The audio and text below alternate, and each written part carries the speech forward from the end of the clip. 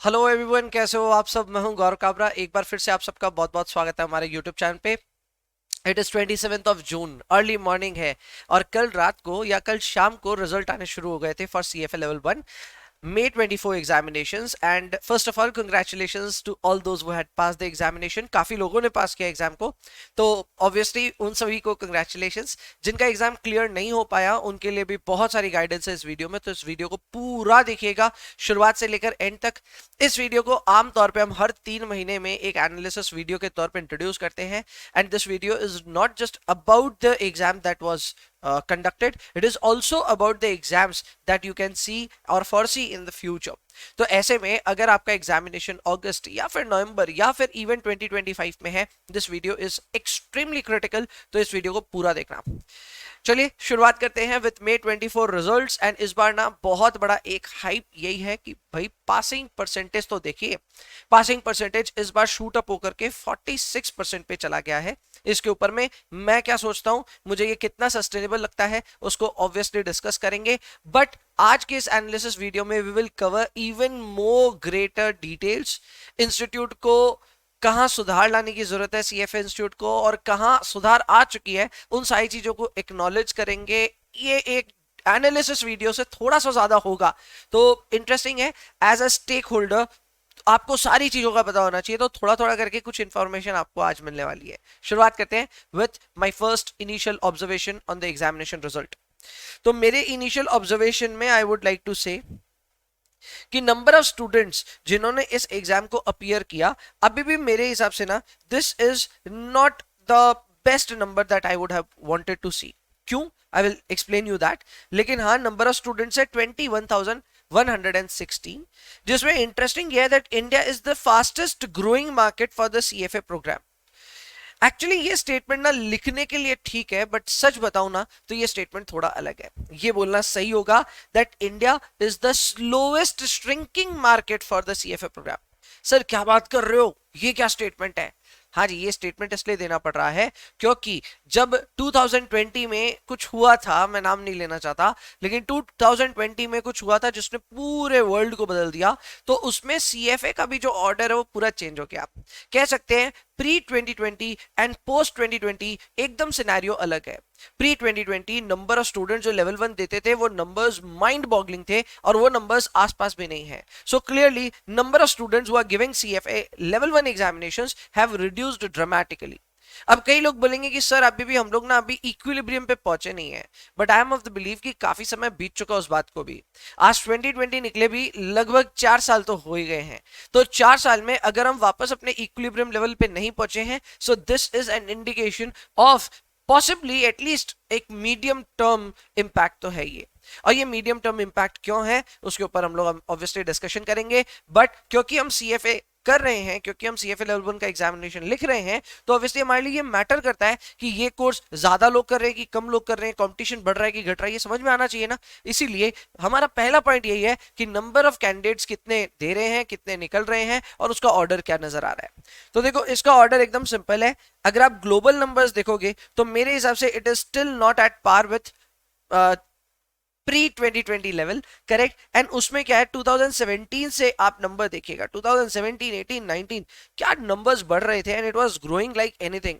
1,30,000, 1,50,000, 1,57,000 and so on.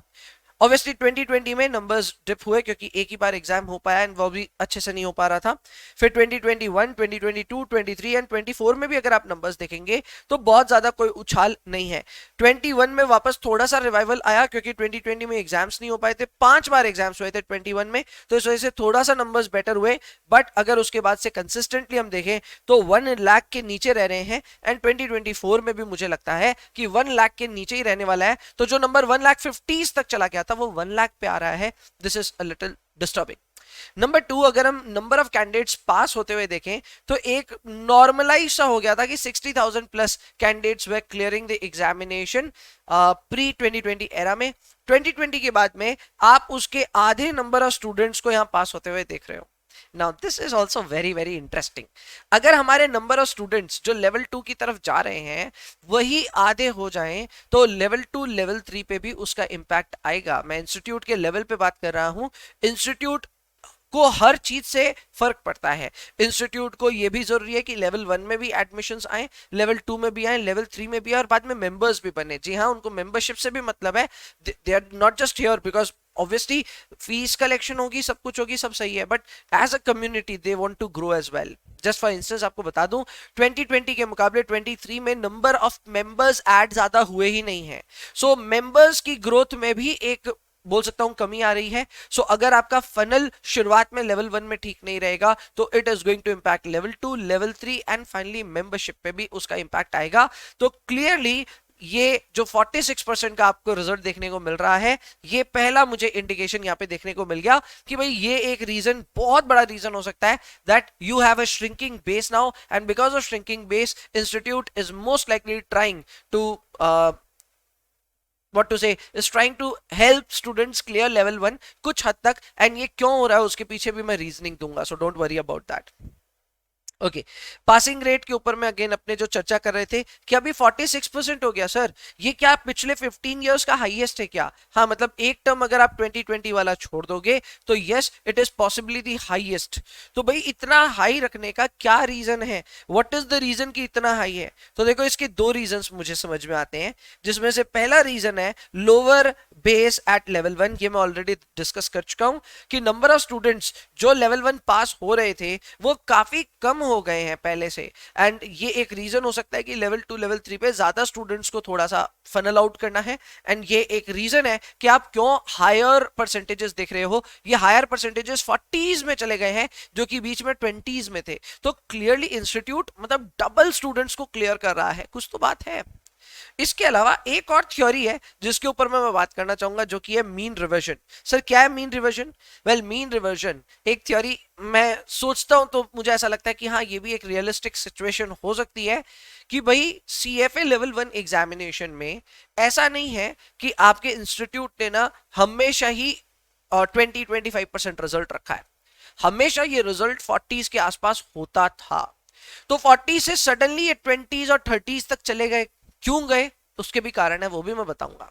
लेकिन हाँ हुआ ऐसा कि आप सडनली 20s और 30s में चले गए। क्या वो इंस्टीट्यूट ने सही से प्लान किया था, सही से एग्जीक्यूट किया था उस समय पे? I doubt that. कुछ गड़बड़ हुई थी बीच में जिसकी वजह से आपका जो ओवरऑल पासिंग परसेंटेज है वो कम हो गया, काफी कम हो गया। एंड अब जब 40s पे आ रहा है तो सब सरप्राइज रहे, अरे बढ़ गया, ये वो हो गया। पर मुझे लगता है that this is merely mean reversion, यानी पहले 40-42% का रिजल्ट होता था तो 40-42% का 46 हो गया, थोड़ा सा ओवरशूट हो गया, लेकिन स्टिल ये मीन रिवर्जन की तरफ हम चल रहे हैं। इसका मतलब ये भी हो सकता है दैट ये 46% का जो पासिंग परसेंटेज है ये भले ही सस्टेनेबल ना हो, बट 40+ तो सस्टेनेबल डेफिनेटली लग रहा है। यानी फ्यूचर एग्जामिनेशन में भी मुझे लगता है कि 40%+ student should be able to clear the examination, ये मुझे लगता है। हालांकि यहाँ पे देखो मैंने यहाँ बोला भी है कि इसमें मुझे जो सबसे बड़ा डिफरेंस लगा वो ये है कि इंस्टीट्यूट की इवैल्यूएशन पॉलिसी ना सडनली 2021 में ना अचानक से एकदम एब्रप्ट हो गई थी। अब ये मैं कहूंगा कुछ कुछ स्टूडेंट्स भी कहेंगे या कुछ फैकल्टी मेंबर्स देखेंगे तो वो भी बोलेंगे कि सर ये नहीं बोलना चाहिए था, बट मैं फिर भी कहूंगा इंस्टीट्यूट ने 2021 में ऑल ऑफ अ सडन बिना कोई अनाउंसमेंट के रिजल्ट्स के टाइम पे आकर के बोला कि हमने अपनी इवैल्यूएशन पॉलिसी चेंज कर दी है। ये ठीक वैसा है कि आप सोच के गए कि 40 पे पास होते हैं और इंस्टीट्यूट बोले नहीं हम तो 50 पे करेंगे। ऐसे में 2021 में in spite of decently prepared काफी सारे स्टूडेंट सडनली फेल हो गए, वो भी एकदम से इवैल्यूएशन पॉलिसी चेंज होने से। इसमें इंस्टीट्यूट ने क्या किया, एकदम सटल वे में आपको बताऊं तो पहले आपका जो एमपीएस रहता था यानी मिनिमम पासिंग स्कोर रहता था वो प्री 2020 लेवल में ना 65-66% के आसपास ही रहता था। सडनली इंस्टीट्यूट ने इसको बढ़ा करके 70% कर दिया। Now yes this is important to understand कि 65-66% रहता हुआ अगर आपका मिनिमम पासिंग स्कोर है वो 70 हो जाए तो कितने सारे student suddenly out of the place feel करेंगे, एंड एग्जैक्टली ऐसा ही हुआ। 2021 में काफी सारे students all of a sudden fail हुए।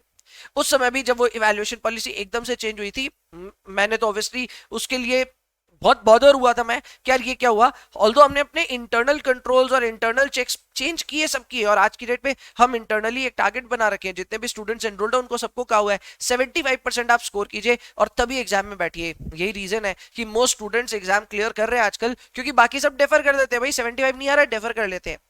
लेकिन पहले ये 65 से 70 एकदम बिना बोले हुआ एंड इस वजह से काफी सारे स्टूडेंट्स फेल हुए थे 2021 में, और उसी समय आपको देखने को मिला आपका पासिंग परसेंटेज में भी सडन डिप। अब ये इवैल्यूएशन पॉलिसी इंस्टीट्यूट ने जब बदली तो क्या कोई प्री अनाउंसमेंट थी? नहीं। तो इसमें एकदम से 65 से 70 सर ये कैसे हुआ? ये भी मैंने पूरा डॉक्यूमेंट कर रखा है। अगर आप हमारे चैनल पे जाओगे तो हर 3 महीने में ना हमने डिस्कशन की है पासिंग परसेंटेजेस पे और बाकी सब पे, तो आप एनालिसिस वीडियो देख लेना, आपको समझ में आ जाएगा। बट 2021 में ये सडन हुआ एंड उसके बाद से कंसिस्टेंटली मैंने देखा है कि आपका ये जो एमपीएस है ये 69% पे आ गया था, फिर 68% पे आ गया, और अब और थोड़ा लोअर नजर आ रहा है मुझे। सर कितना लोअर? इस बार मुझे 67-68% के बीच में कहीं पे एमपीएस नजर आ रहा है। सर ये आप कैसे करते हो? I have certain analytical tools that I use, तो पॉसिबल है वो करना, लेकिन obviously with a caution, with a disclaimer कि this may not be true as well, क्योंकि कई इंफॉर्मेशन आपको इंस्टीट्यूट नहीं देता है। जो इंफॉर्मेशन देता है उसके बेस पे मैं बता रहा हूं कि इस बार एमपीएस हो सकता है थोड़ा और कम हुआ होगा। अच्छा सर, अगर एमपीएस और थोड़ा कम हुआ है तो फिर इसके इंप्लीकेशंस क्या है? इसके इंप्लीकेशंस ये हैं कि हम मीन रिवीजन की तरफ सच में शायद बढ़ रहे हैं। पहले जो 65% के आसपास का आपका मिनिमम पासिंग स्कोर होता था, हो सकता है हम वहां चले जाएं। एंड यहां लिखा भी है that this is lowest MPS requirement since 2021 में जो सडनली 70% की तरफ हम चल गए थे, अब 67 पे आ गए हैं, तो ऑब्वियसली ये धीरे धीरे नीचे आ रहे हैं एंड हो सकता है आने वाले टाइम पे ये 65% के आसपास भी जाता दिखे। सो this is also very interesting and ये फर्स्ट टाइम मुझे ना इतना शार्प कट होते हुए दिखा है। पहले 69-68 के बीच में था, अब क्लियरली 68 के नीचे ही है, तो डेफिनेटली आपका मिनिमम पासिंग स्कोर में भी एक अंतर आ रहा है।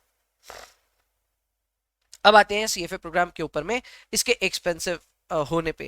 तो यार इसके एक्सपेंसिव होने पे मैं हमेशा ही कमेंट्री दिया हूं that CFA exams are extremely expensive. ये ईयर ऑन ईयर और एक्सपेंसिव होते जा रहे हैं। And why do I speak about this in this particular video? उसका रीजन ये है कि भाई मैं नंबर्स देखता हूं, आपके ग्लोबल नंबर्स लगातार कम हो रहे हैं या ग्लोबल नंबर्स बढ़ नहीं रहे हैं। इंडिया में भी मुझे कहा गया था भाई इंडिया में नंबर्स बढ़ रहे हैं, but this is not true. India में भी नंबर्स कम हुए हैं पहले से, बट हाँ थोड़ा सा जो बोलते हैं श्रिंकेज जो है वो थोड़ा स्लो है। हाँ अगेन ये भी बात सही है कि सिर्फ एक ही साल को मैं कंपेयर कर रहा हूं तो नंबर्स कम हुए हैं। अगर हम 4-5 साल का ट्रेंड देखेंगे तो इंडिया में डेफिनेटली बहुत ज्यादा नंबर्स बढ़े हैं। So in that context India is a growing market for CFA, that is true. But यार look at the expensive side, बहुत ज्यादा एक्सपेंसिव है सीएफए एग्जाम्स एंड ऊपर से इंस्टीट्यूट नए नए चार्जेस इंट्रोड्यूस करता रहता है। जैसे इस बार एक नया चार्ज और इंट्रोड्यूस हो गया है। अब अगर आप इमरजेंसी डेफरल के लिए भी अप्लाई करोगे फ्रॉम नवंबर 2024 ऑनवर्ड्स तो उसके लिए भी $100 की फीस लगेगी।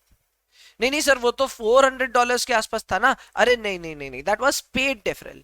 पेड डेफरल के तो चार्जेस हैं ही, बट अब इमरजेंसी डेफरल भी अगर आप अप्लाई करते हैं सो that is obviously not free. ये पहले हमेशा फ्री रहा करता था, अब इसके भी $100 के चार्ज हैं। सो टेक्निकली अब कुछ भी ऐसा नहीं है इंस्टीट्यूट के लेवल पे जो फ्री है।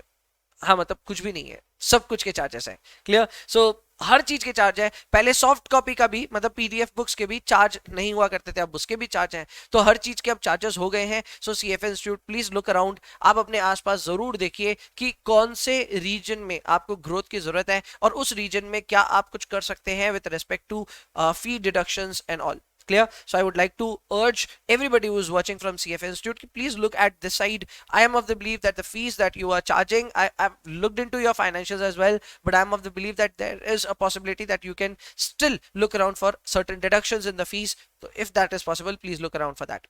But at the same time यार मैं हर वीडियो में ना CFA Institute के फीस बढ़ाने को लेकर के ना हमेशा कुछ ज्यादा ही बोल सकते हैं कि एग्रेसिवली ही बोलता हूँ। मुझे लगता है कि इंस्टीट्यूट का कभी कभी धन्यवाद भी करना चाहिए, इंस्टीट्यूट को कभी कभी थैंक यू भी बोलना चाहिए। And this is where we are very very thankful कि इंस्टीट्यूट ने जम के स्कॉलरशिप्स दी है। स्कॉलरशिप्स का अगर हम आंकड़ा निकालें 2017 से 2023 के बीच में, 2017 से 2023 में, तो सबसे ज्यादा स्कॉलरशिप जो रिवॉर्ड की गई है वो रिवॉर्ड की गई है 2023 में। So this is so good to see. तो मतलब सीएफए इंस्टीट्यूट एक तरफ डेफिनेटली फीस ले रहा है, खर्चे भी हैं, सब मैं मानता हूं, but at the same time ये स्कॉलरशिप का बढ़ना इज अ वेलकमिंग स्टेप। तो ये अगेन एनकरेज, ये क्यों दे रहा हूं मैं इन्फॉर्मेशन, ये एनकरेज करने के लिए दे रहा हूं कि जो भी बच्चे ये सोचते हैं ना कि यार स्कॉलरशिप मिलेगा नहीं मिलेगा, क्या होगा क्या नहीं होगा, आप अप्लाई करो। अगर आपको लगता है कि आपको स्कॉलरशिप मिलनी चाहिए तो आप प्लीज अप्लाई जरूर करो। इंस्टीट्यूट ने इतने जम के स्कॉलरशिप्स दी है, अगर आप इस हिचक में रहोगे कि यार मुझे मिलेगी नहीं मिलेगी तो कोई मतलब नहीं है, आप अप्लाई करो just in case you fall under that category. And in case आपके पास पैसे हैं, आप अच्छी खासी आपकी सेविंग्स है, then in that case obviously there is no need to apply for scholarship, but otherwise कीजिएगा जरूर। सो ये इन्फॉर्मेशन आपके लिए ही है, ये कोई ऐसा नहीं है एक्स्ट्रा इन्फॉर्मेशन मैं दे रहा हूं, this is a relevant information. Anybody who is watching this video and trying to give examination for CFA level 1, आपके लिए scholarships इंतजार कर रही है, तो just in case if you fall in that place, please apply for that। आगे बढ़ते हैं पॉइंट नंबर 4 पे। अब आते हैं अपने 90 परसेंटाइल क्लब पे। तो ऑल्दो इंस्टीट्यूट अपना मिनिमम पासिंग स्कोर कम कर रहा है, पर 90 परसेंटाइल तो यार जबरदस्त ऊपर जाते जा रहा है। 2023 एग्जामिनेशन में सब लोग ना धीरे धीरे सीख रहे थे नए मेथोडोलॉजी के बारे में, सिलेबस भी चेंज होते जा रहा था। सो उस समय तक भी अपना जो 90 परसेंटाइल था वो 82-83% के स्कोर के आसपास में आ रहा था। मतलब आप समझिए 67% पे आप पास हो रहे हो, लेकिन अगर आपको 90% टाइल चाहिए तो फिर आपको स्कोर करना पड़ रहा था around 82-83%, but this is clearly close to 84-85% now. So ये फरवरी में 84-85 के बीच में भी था और अभी भी 84-85 के बीच में है। सो अगर आप 84% से कम स्कोर कर रहे हो, there is a great chance कि आपका 90 परसेंटाइल नहीं आया होगा। तो everybody who is watching this video with a 90 percentile in their hand, yes you have scored more than 84% in the examination. ये एक तरह से आप एस्टैब्लिश कर सकते हो। ओके, नेक्स्ट पॉइंट इज कि क्या सर अब ये पासिंग रेट आपको सस्टेनेबल लगता है क्या? मुझे इसमें दो थ्योरीज हैं, बोल सकते हैं दो कॉन्स्पिरेसी थ्योरीज हैं, और जिसके हिसाब से हम अपना अंदाजा लगा सकते हैं। नंबर 1, क्या ये मीन रिवर्जन की वजह से हो रहा है? मैंने एक्सप्लेन किया था मीन रिवर्जन क्या है, कि भाई इंस्टीट्यूट ने खुद ने गलती करी थी, खुद ने अपनी इवैल्यूएशन पॉलिसीज एकदम से चेंज करी, students were not prepared for that, and उसके वजह से आपकी पासिंग रेट ड्रॉप करी थी। अब स्टूडेंट्स को भी पता है, इवैल्यूएशन पॉलिसी भी ठीक हो गई और वो धीरे धीरे और मॉडरेट होते जा रही है। So now institute is also setting the passing rate lower and lower and lower. तो इस वजह से क्या ओवरऑल आपके पासिंग परसेंटेज पे फर्क पड़ेगा? मेरे को लगता है सस्टेनेबल तो रह सकता है, 42-45% के बीच में ये रह सकता है। सो इन दैट सेंस अगर ये मीन रिवर्जन वाली थ्योरी में फॉल करे तो this should be there, and मुझे लगता है एमपीएस भी 65% के आसपास जाता दिखेगा। मैं अभी से ये प्रोविजन बना करके चल रहा हूं, मुझे नहीं मालूम ये 67 पे अभी 65 जाएगा नहीं जाएगा वो बात की बात है, देख लेंगे आगे के समय पे, बट मुझे ऐसा लगता है शायद वो 65 की तरफ जा रहा है। अगर वो जाएगा तो फिर ये एकदम डेफिनेटली सस्टेनेबल पासिंग रेट होगा। बट अगर सर ये अभी भी डेफरल का कमाल है तो देखो डेफरल का कमाल है तो कहीं ना कहीं तो आगे जाकर के ये रुकेगा। डेफरल का कमाल का मतलब ये है कि जो स्टूडेंट्स प्रिपेयर्ड नहीं एग्जाम के लिए, ज्यादातर स्टूडेंट्स डेफर ही कर दे रहे एग्जाम को, तो भाई जब आप एग्जाम ही नहीं दे रहे हो तो फेल होने का चांस ही नहीं है। सो क्लियरली उससे भी आपके परसेंटेजेस इंप्रूव होते हैं। अगर ये डेफरल की वजह से हो रहा है then my dear friends this is not going to be sustainable, क्योंकि कोई ना कोई पॉइंट पे उसका इंपैक्ट आपको देखने को मिलेगा। तो देखते हैं कौन सी थ्योरी यहाँ पे लागू होती है, बट सस्टेनेबिलिटी में लार्जली कह सकते हैं 40% प्लस मेंटेन होना चाहिए। अगर 40% प्लस मेंटेन नहीं होगा तो अगेन वापस एक क्वेश्चन मार्क आ जाएगा कि इंस्टीट्यूट की वैल्यूएशन पॉलिसी क्यों कंसिस्टेंट नहीं है। Consistency is also very important, अगर वो नहीं है तो उसके ऊपर हम क्वेश्चन तो करेंगे obviously. Okay, final one is my personal take. तो भाई मेरा पर्सनल टेक यही है कि number of students who failed the examination is quite less. Sir ऐसा कैसे? मैक्सिमम लोगों ने डेफर ही कर दिया है, जिनका एग्जाम का तैयारी नहीं था उन्होंने डेफर कर दिया। मतलब आज की डेट पे सच बता रहा हूं, मतलब ये मैंने पिछले टाइम भी ऑब्जर्व किया था और बोला भी था कि आज की डेट पे ना there is a greater chance कि आपको कोई रिजल्ट भेज रहा है ना स्टूडेंट तो उसका 90 परसेंटाइल के आसपास ही होगा। सर ये क्या बोल रहे हो, पास नहीं सीधा 90 परसेंटाइल? हाँ मतलब कई बार ऐसा देखने को मिल रहा है कि सीधा 90 परसेंटाइल है। वो इसलिए क्योंकि एग्जाम ही वो स्टूडेंट्स दे रहे हैं जो अच्छे से प्रिपेयर्ड हैं, जो अच्छे से प्रिपेयर्ड नहीं है ना वो डेफर ही कर दे रहे हैं। तो इस वजह से एग्जाम में फेल होने वाले बच्चे बहुत ज्यादा कम है, हमारे यहाँ से भी बहुत कम है, एंड मुझे लगता है ओवरऑल भी सारे फैकल्टीज भी ये बात मानेंगे कि हाँ भाई नंबर ऑफ स्टूडेंट्स हुआ फेलिंग द एग्जामिनेशन कम होते जा रहे हैं। एंड इसमें हम लोग का कुछ नहीं करने का भाई, इंस्टीट्यूट जिस हिसाब से आपको प्रोविजन दे रहा है डेफर करने का examination, you are just deferring that, and defer कर रहे हो तो फिर ऑब्वियसली पासिंग परसेंटेजेस अच्छी होते जा रही हैं। ओके सर, अवेयरनेस क्रिटिकल है क्या? यस, अवेयरनेस क्रिटिकल है। आपको मौके मौके पे पता होना चाहिए कि इंस्टीट्यूट क्या कर रहा है, what are the changes that are coming, and उसके अलावा एमपीएस कहाँ स्टैंड करता है, पासिंग परसेंटेज सस्टेनेबल है कि नहीं, जो भी हम डिस्कस कर रहे हैं इस वीडियो में ये सारी चीजें रेलिवेंट आपके लिए। Just in case you are thinking this is just another video, no it is not. If you have your examination in August और नवंबर तो ये सारी चीजें मैटर करती है, because all of this will help you frame your strategy, जिससे आप level 1 को और बेटर प्रिपेयर कर सकते हो। एंड हमेशा की तरह अगर आप एग्जामिनेशन में हरी कर रहे हो that is the single biggest disaster that you can do, क्योंकि और कुछ है ही नहीं। अगर आप लेवल 1 की बात करें तो लेवल 1 का सिलेबस पहले से इजी हुआ है, 24-25 का सिलेबस और बेटर हो गया पहले से। एंड इसके अलावा अगर हम ओवरऑल भी देखें तो वेटेज अब आपके फेवर में है, easier subjects have larger weightage, तो ऐसे में वेटेज आपके फेवर में, सब्जेक्ट्स इजियर हो गए हैं, सिलेबस रिड्यूस हुआ है, सब कुछ तो अच्छा ही हो रहा है। फिर गड़बड़ क्या होती है, lack of practice and hurrying for the examination. ये दोनों ही चीजें अगर आप मिक्स कर दोगे तो आपके एग्जामिनेशन की तैयारी अच्छे से नहीं होगी। तो ये इंश्योर प्लीज कीजिए आपके पास में हैंडफुल समय हो।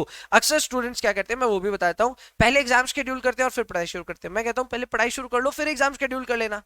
आप जब अपने सिलेबस में 20-25% ऑलरेडी जा चुके हो, आपको लग रहा है कि हाँ इतने टाइम तक मेरा फिनिश हो जाएगा, तब प्लान करो अपने एग्जामिनेशन को। और एग्जामिनेशन ऐसा प्लान मत करो कि मेरा अगर लग रहा है मुझे ना जुलाई तक सिलेबस कंप्लीट हो जाए तो मैं अगस्त में एग्जाम दे देता हूँ या दे देती हूँ। नहीं नहीं नहीं, अगर आपको लगता है जुलाई में होगा तो नवंबर में ही दीजिए। थोड़ा सा मार्जिन रखिए, अगर मार्जिन नहीं रहेगा तो कहीं पे भी इंप्रूवमेंट लानी होगी, आप नहीं ला पाओगे। So you need time in your hand. And ये कोई और एग्जाम नहीं है कि हाँ सुबह से शाम पढ़ लिए हो गया, ये 2 घंटे 3 घंटे में आपका फ्यूज उड़ जाएगा एकदम दिमाग का, क्योंकि बहुत ज्यादा इंटेंस है यहाँ पे पढ़ाई। तो ऐसे में आपको समझना पड़ेगा कि आपके पास अगर समय नहीं है, that is going to be disastrous. Advisory for failed candidates, again no need to rush for reattempt. मैं यही कहूंगा समय लेकर के अपना तैयारी करिए। ज्यादातर स्टूडेंट ऐसा होता है फेल हो गए, हमको अभी हका अभी एनरोल करना है, 6 महीने में वापस एग्जाम देना है। इंस्टीट्यूट आपको अलाउ करता है 6 महीने में, इसका मतलब ये नहीं आपको 6 महीने में ही देना है। सो री अटेम्प्ट के लिए रश मत कीजिए, टेक योर टाइम। एंड ज्यादातर स्टूडेंट जो एग्जाम में फेल होते हैं उसका रीजन होता है वो जॉब या फैमिली को ना अपने एग्जाम के ऊपर प्रायोरिटाइज करते हैं, even for a longer period of time. ऐसा नहीं होना चाहिए। अगर आपका एग्जामिनेशन शेड्यूल है इन द नेक्स्ट 6 मंथ्स, तो फिर आपको अपने जॉब को प्रायोरिटाइज करना है, मैं मानता हूं, लेकिन फिर एग्जाम को भी प्रायोरिटाइज करना है। अगर आप वीकेंड्स पे भी मान लो जॉब कर रहे हैं मंडे टू फ्राइडे और फिर वीकेंड में फैमिली को भी टाइम देना है, पढ़ाई करना ही नहीं है, that is going to harm you. तो ऐसे में आपको ये समझना पड़ेगा कि अगर आप जॉब में ज्यादा व्यस्त हैं, ज्यादा बिजी हैं, तो फिर आपको फैमिली टाइम को थोड़ा कट डाउन करना पड़ेगा। आई नो इसके लिए गालियां पड़ेगी मेरे को, लेकिन this is how it is. आप पढ़ोगे नहीं, आप एग्जाम के लिए किताबें ही नहीं खोलोगे, that is not going to help you in any manner, और एग्जामिनेशन में रिजल्ट फिर कैसे आएंगे। तो प्लीज ये समझिएगा, family is important, job is important, everything is important, I understand, पर लास्ट के कुछ महीने, कम से कम 4-5 महीने जो हैं, उस समय आप अपने पढ़ाई को थोड़ा प्रायोरिटाइज कीजिए, तब जाकर के रिजल्ट्स बेटर आएंगे। अब आता है भाई strategy for August and November examinations. तो भाई ये बहुत इंपॉर्टेंट है, ये एक नया सेगमेंट इंट्रोड्यूस कर रहा हूं मैं। ये पहले डिस्कस नहीं करते थे, बट अब क्लियरली मुझे समझ में आ रहा है कि कहां क्या हो सकता है। So let's discuss this. इस को अटेम्प्ट करने से पहले मैं एकदम क्लियरली कह देना चाहता हूं that I do not have information which is sensitive in nature. ये मेरा सिर्फ एक अटेम्प्ट है टू क्रैक द पेपर। क्या सर ये सही है? नहीं, एकदम भी सही नहीं है। इनफैक्ट आप इसे गलत ही माने, this is most likely wrong, लेकिन फिर भी आपकी मदद करेगा, इसीलिए मैं आपको ये सब इंफॉर्मेशन दे रहा हूं। मुझे ऐसा लगता है कि एग्जामिनेशन में कुछ इस हिसाब से आपको नंबर ऑफ क्वेश्चंस देखने को मिल सकते हैं। जैसे कि एथिक्स की हम बात करें तो 32 क्वेश्चंस मुझे लगता है एथिक्स से होने चाहिए। ये बहुत ही इंपॉर्टेंट एरिया हो जाता है, क्योंकि ये रेलिवेंट तो है ही, पर 32 क्वेश्चन किसी और कैटेगरी से आते ही नहीं है। सो this is clearly the largest category. मुझे लगता है अच्छा, मैं जब 32 बोल रहा हूं, सो आप इसे एक ऑब्वियसली मार्जिन ऑफ एरर के साथ में पकड़िएगा, आप इसको 30 से 34 के बीच में पकड़ लीजिएगा, ठीक है ना। सो ये इतना आपको बुद्धि लगाना पड़ेगा। तो एथिक्स में मुझे लगता है भाई 32 क्वेश्चंस आने चाहिए एग्जाम में, और 32 आएंगे तो ये इंपॉर्टेंट कैटेगरी है। So anybody who is not very serious about ethics, get serious about ethics, क्योंकि this is not going to help you. ये बहुत ज्यादा वेटेज है, और एग्जाम में अगर आपने इसको नहीं संभाला तो ये आपको संभाल लेगा, ठीक है। आगे बढ़ते हैं क्वांट्स में। क्वांट्स की बात करें तो यार क्वांट्स अब सरप्राइजिंगली इसकी वेटेज इतनी कम हो गई है कि इसमें नंबर ऑफ क्वेश्चंस ही नहीं आ रहे। 13-14 क्वेश्चन से ज्यादा मुझे नहीं लगता है इसमें। तो इसमें हाइपोथेसिस, एलआर, ये सब जो है लीनियर रिग्रेशन वगैरह, इसके लिए जो आमतौर पे इतनी हाई तौबा है, इतना डर है, सैम्पलिंग को लेकर डर है, मेरे ख्याल से अब डरना छोड़ो। आप अपने इनिशियल चैप्टर्स पे अच्छी ग्रिप रख रहे हो तो उससे भी आपके अच्छे खासे क्वेश्चन हो जाएंगे। जो मिस भी हो रहा है वो बहुत ज्यादा क्वेश्चन मिस नहीं होंगे। तो मैं ये कभी नहीं कहता कि आपको छोड़ के जाना है, पर लोड मत लेना उसका। ऐसे मत बोला कि मेरा हाइपोथेसिस हुआ नहीं, अधिकतर बच्चों का नहीं होता है, and they still go for the examination, and अच्छा ही होता है उनका एग्जाम। तो ये चीज का लोड मत लेना, weightage is very less. Now economics, surprisingly economics का वेटेज बहुत ज्यादा कम हो गया है। पहले भी इसका वेटेज ठीक ठाक था, लेकिन अब इसका वेटेज बहुत कम हो गया है। अच्छा सर, ये वेटेज अचानक से कम क्यों हो गए? क्योंकि कॉर्पोरेट इशूअर्स सेट 1 में एंटर कर चुका है ना। तो कॉर्पोरेट इशूअर्स पहले कुछ समय तक कॉर्पोरेट इशूअर्स सेट 1 में नहीं था, अब वो भी सेट 1 में ही है। तो उसके लिए भी थोड़ी सी जगह बनाने के लिए सबकी वेटेज अपने आप कम हो रही है। सो इकोनॉमिक्स में भी 11-12 क्वेश्चन अगर आएंगे तो इसमें भी रिड्यूस सिलेबस के साथ में ठीक है, इसका बहुत ज्यादा इंपॉर्टेंस नहीं रहता है। लेकिन ये टफ आता है एग्जाम में, इसके क्वेश्चंस टफ आते हैं, ये बात है। नेक्स्ट आते हैं एफएसएम में, which is 23 questions. This is still very important क्योंकि नंबर ऑफ क्वेश्चंस अभी भी काफी सिग्निफिकेंट है। सिलेबस थोड़ा सा रिड्यूस हुआ है तो ये आपके एडवांटेज की बात है। सो सिलेबस हल्का सा रिड्यूस हुआ है, नंबर ऑफ क्वेश्चंस 23 24 आने वाले हैं, सो अच्छा खासा वेटेज है। एंड ऑब्वियसली ये सारे जंबल होकर के आते हैं, so you will never know exactly कितने क्वेश्चन है कहां पे, बट एक अंदाजा मैं बता रहा हूं आपको। एंड कॉर्पोरेट इशूअर्स में भी 11-12 क्वेश्चंस मुझे नजर आते हैं। ये स्टूडेंट्स का आमतौर पे फेवरेट है, मैंने जितने रिजल्ट्स इवैल्यूएट किए हैं कि इसमें स्कोर बहुत अच्छा है, लेकिन ये स्कोर अच्छा होने से क्या फायदा है, इसका वेटेज बहुत कम है। तो जो लोग भी कॉर्पोरेट इशूअर्स के भरोसे हैं और बोलते हैं भाई कॉर्पोरेट इशूअर्स अच्छा है यार, उसका ओवरऑल इंपैक्ट एग्जाम में कोई खास नहीं आएगा, तो प्लीज उस चीज को ध्यान में रखिएगा। क्लियर, आगे बढ़ते हैं। Next up is portfolio. Portfolio की बात करें तो 18 क्वेश्चंस है, which is still decent enough and easy category है, तो इसको अच्छे से प्रिपेयर कीजिए, वेटेज भी ठीक ठाक है। इक्विटी एंड फिक्स्ड इनकम की वेटेज काफी ज्यादा है, 22 टू 23 क्वेश्चंस मुझे यहाँ पे देखने को मिल रहे हैं, एंड ये दोनों काफी इंपॉर्टेंट और क्रिटिकल है।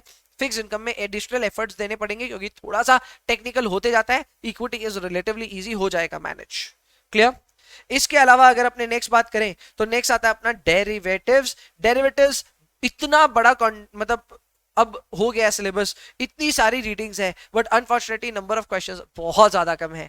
आज की डेट पे इसमें नंबर ऑफ क्वेश्चंस मुझे 12 से ज्यादा नजर नहीं आते, 12-13 मतलब वैसा ही कुछ, 14 भी हो सकता है एट मैक्स। तो बस इतने ही क्वेश्चंस मुझे नजर आते हैं। दिस इज बॉदरिंग कि इतना ज्यादा पढ़ने के बाद में एग्जाम में इतना कम क्वेश्चंस आ रहा है। So still not very relevant, but obviously because it has limited weightage. And finally alternative investment, जिसमें डेरिवेटिव से ज्यादा क्वेश्चंस आएंगे और ये इजी कैटेगरी भी है, बहुत ज्यादा सिलेबस भी बड़ा नहीं है, तो इसको आप मास्टर करके अच्छे से तैयार कर सकते हैं। So this is the overall breakup of 180 questions जो मुझे लगता है एग्जामिनेशन में आएगा। I have my right to be wronged, इसका मतलब मैं जो बोल रहा हूं हो सकता है वो गलत भी हो जाए, बट स्टिल एक बेंचमार्क के तौर पे कम से कम हम इसे सेट करें तो हमें समझ में आएगा कि एग्जामिनेशन में हमें क्या कैसे एफर्ट देना चाहिए। With that being said, this is the end of this video। एक काफी बड़ा वीडियो हुआ, बट इस बड़े वीडियो में हमने काफी सारी इंफॉर्मेशन को पैक करके आपके लिए दिया है, एंड आई बिलीव ये आपके सारी काम आएगी। अगर आपको ये वीडियो अच्छा लगा और आप यहां तक देख रहे थे तो यार एक लाइक जरूर दे देना। एंड इसके अलावा अगर आप चैनल को नहीं ढंग से देखते हो या रेगुलरली नहीं देखते हो तो सब्सक्राइब करके रखना। अभी तक चैनल पे एक्टिविटी बहुत ज्यादा नहीं थी, बट यूजुअली एक्टिविटी अब बढ़ेगी यहाँ से, तो यहाँ पे जो कुछ भी होने वाला है that is going to be very relevant for you, so just stay with us. So तब तक के लिए bye bye, take care, enjoy yourselves, please and please पढ़ाई करते रहिए। Best of luck to all those who have their examinations in August and 24 और 2025 में जिनकी एग्जामिनेशन है, पढ़ाई शुरू कर दीजिए। जुलाई में आपकी ड्यू डेट्स भी हैं पेमेंट करने की, तो फी भी पेमेंट करिए और पढ़ाई भी शुरू कर दीजिए। So this is high time कि February 25 वाले एटलीस्ट सीरियस हो जाए with respect to their preparation. So that is it, I will see you in the next one.